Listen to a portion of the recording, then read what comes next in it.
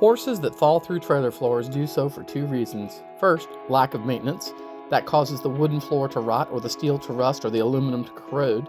And then the failure occurs because the great weight of a horse on top of it. Then second reason, because of poorly designed flooring. Good examples would be trailers that are supposed to be tongue and groove boards for the floor, whether it's metal or wood, but there's too much space between the boards. They're not pushed tightly together and held in place. That causes openings and eventually it will fail. The boards should have been shimmed tightly. In other trailers, the boards are laid into the trailer floor and not screwed or bolted in place, nor is there a metal ridge on top to hold them in place.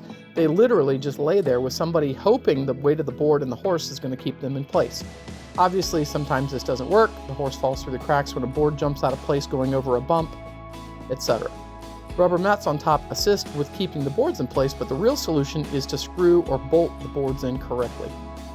Rubber mats, they contribute to the problem because they always look good on top when you clean them. The owner needs to pull them out at minimum once a year, recommended more often. Yes, they're heavy, but you got to look under the mat and perform a good cleaning of the floor with a pH adjusting cleaner. Both metal floors and wooden floors. The steel rusts, aluminum corrodes, and especially at the joints where the metal meets.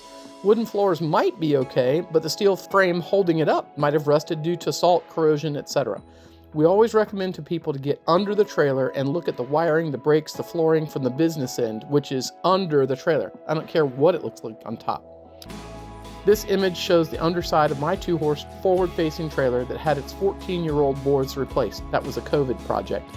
This maintenance shows responsibility for keeping the trailer in good shape and shows how important support is under the floor.